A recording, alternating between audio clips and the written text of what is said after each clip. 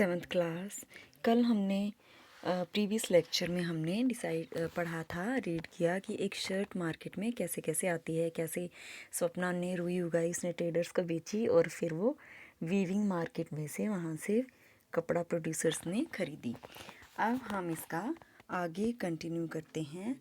Part 2 में क्या है कि जो मर्चेंट हैं वो वीवर्स वहाँ से बड़ी बड़ी गांठें बेल्स ले जाते हैं कॉटन की, और जो बुनकर हैं उनको उनकी रिक्वायरमेंट के हिसाब से या अपनी रिक्वायरमेंट के हिसाब से कि उनको इतने क्विंटल धागा चाहिए, अलग अलग जगहों पर हैंडलूम्स भी हैं, पिटलूम्स भी हैं, उनको वो कॉटन बॉल्स दे आते हैं ताकि वो धागा बना सकें। वीवर्स जो हैं वो अरेंज करते हैं, धागा बनाते हैं, थ्रेड करते हैं अपने अपने यार्न्स में।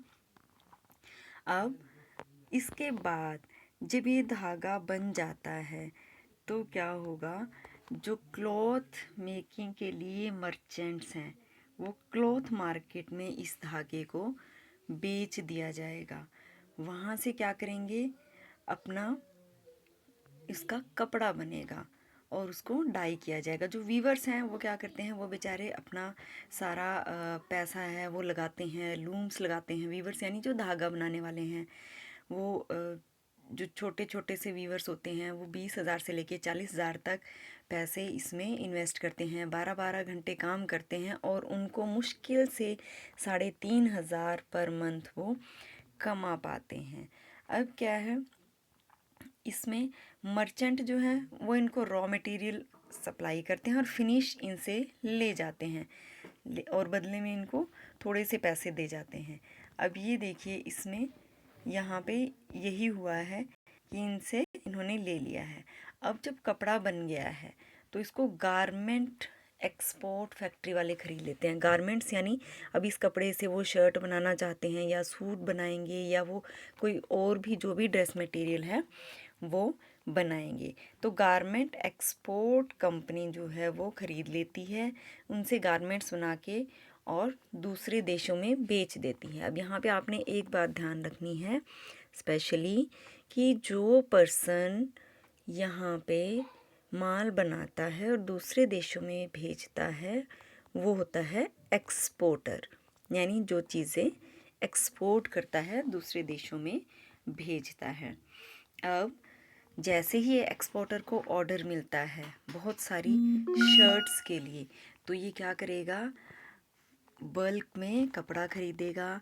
बहुत सारे इसको टेलर्स स्टिचिंग करने के लिए लेडीज़ को लगाएंगे, बटनिंग आयरनिंग करने के लिए, और ये सब क्या करेगा, बहुत थोड़े थोड़े से पैसे इनको देंगे। जैसे कि एक गारमेंट फैक्ट्री है इम्पैक्स, वहाँ पे 70 वर्कर काम करते हैं, ज़्यादातर वुमेन हैं। वर्कर जो है उनको टेम्परेरी बेसिस पे एम्प्लॉयड करेंगे, परमानेंट भी नहीं, कि जब इनके पास काम है तो इनको रख लिया जाता है और जब काम नहीं है तो इनको भगा दिया जाएगा।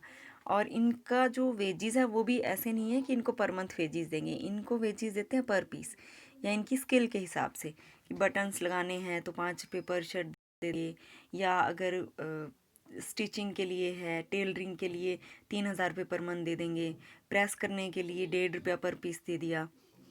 तो इस तरीके से ये काम करेंगे।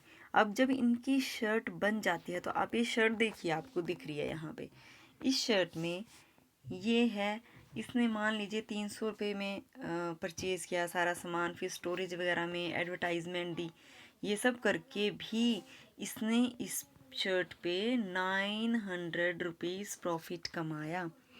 तो अब यहाँ पे सोचने की बात है कि क्या इस 900 प्रॉफिट में वर्कर्स का कोई हिस्सा है?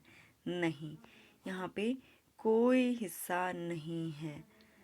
अब जो गारमेंट्स एक्सपोर्टर है उसने इस शर्ट को 300 रुपये पर पीस बेच दिया मान लीजिए, तो लेकिन उसकी कॉस्ट कितनी आती है, 100 रुपये पर शर्ट। उसने बहुत बल्क में कपड़ा ख़रीदा, 25 रुपये उसने स्टोरेज वगैरह के करके कुल मिला के उसको 100-150 रुपये खर्च आता है, लेकिन वो 900 रुपये की शर्ट बेचता है तो उसको कितना सारा प्रॉफिट होता है। तो एक्चुअल में यहाँ पे गेनर कौन है, यानी प्रॉफिट किसको हो रहा है, यहाँ पे प्रॉफिट एक्सपोर्टर को हो रहा है। एक्चुअली जिन्होंने काम किया है उनको यहाँ पे कोई भी गेन नहीं होता है, जबकि ज़्यादा हार्डवर्क उन लोगों ने ही किया है जिन्होंने धागा बनाया है, जिन्होंने कटिंग की है, स्टिचिंग की है, आयरनिंग की है और इनकी पैकिंग की है। अब हमारा आता है कि मार्केट एंड इक्वालिटी। क्या मार्केट में इक्वालिटी है? नहीं, मार्केट में इक्वालिटी नहीं है। अब एक एक्सपोर्टर तो बहुत बड़ा प्रॉफिट कमाता है उसी शर्ट में, उसको 3,000 की बेचेगा उसमें। एक जो डोमेस्टिक मैन्युफैक्चरर है वो 1,000 से कम में बेचेगा, 500, 600, 700। तो यहाँ पे अगर प्रॉफिट के पॉइंट ऑफ व्यू से भी देखें तो नहीं है, वर्कर्स की लेबर के हिसाब से देखें तो भी इक्वालिटी नहीं है। अब इसलिए ये कह सकते हैं कि इक्वालिटी के लिए सभी को इक्वल अपॉर्चुनिटीज़ वर्क करने की, ग्रो करने की, प्रोड्यूस करने की दी है। लेकिन जो फार्मर्स हैं, जो प्रोड्यूस हैं, उनको वो इस इक्वल अपॉर्चुनिटी का लाभ नहीं उठा पाते हैं, क्योंकि उनकी अर्निंग्स जो हैं वो बहुत ही कम रह जाती हैं। तो लेकिन फिर भी वर्कर्स ने अपनी एक सोसाइटी सेटअप की होती हैं। ये सारे एक दूसरे को पैसा उधार देते हैं। जैसे सपना है, स्मॉल फार्मर है, धीरे धीरे ये लोग इकट्ठे हो जाते हैं, एक ऑपरेशन बना लेते हैं ताकि इनको ट्रेडर से पैसा ना लेना पड़े और ये आपस में ही पैसे लेकर काम चला सके। नेक्स्ट चैप्टर जो है उसमें हम पढ़ेंगे कि कैसे ये एसोसिएशंस बनाते हैं। तो अब आप ये देखिए, इस चैप्टर में हमने क्या देखा कि एक शर्ट जो हमें बहुत इजीली हम जाते हैं और मार्केट में से ख़रीद के ले आते हैं, उसमें कितने लोगों ने टॉयल किया है, कितने लोगों ने हार्ड वर्क किया है। ये आपका पूरा चैप्टर है। इस चैप्टर को आप बहुत ध्यान से पढ़ेंगे और चैप्टर के लास्ट में ये देखिए, जिनिंग मिल क्या होती है? जिनिंग मिल होती है जहाँ से कॉटन बॉल्स जो होते हैं उनमें सीड्स होती हैं। अब जो गांव की बैकग्राउंड के बच्चे हैं वो समझेंगे कि बिनोला जिसको कहते हैं वो क्या है? कॉटन सीड है। जहाँ पे इन कॉटन बॉल्स में से इन सीड को रिमूव किया जाता है वो हमारी होती है जिनिंग मिल। एक्सपोर्टर जो दूसरे देशों में चीज़ें बेचता है। प्रॉफिट, प्रॉफिट क्या होता है? वो अमाउंट है जो सारी कॉस्ट जितनी हमारी खर्च हुई एक चीज़ को बनाने में, उसमें से कॉस्ट को डिडक्ट कर दें। सपोज़ हमारी सेलिंग प्राइस 500 है और हमारी पैसे खर्च हुए थे 200, तो 300 हमारा प्रॉफिट आ जाएगा। तो ये हमारा चैप्टर है। आप सभी बच्चों ने ये ग्लॉसरी बहुत ध्यान से करनी है।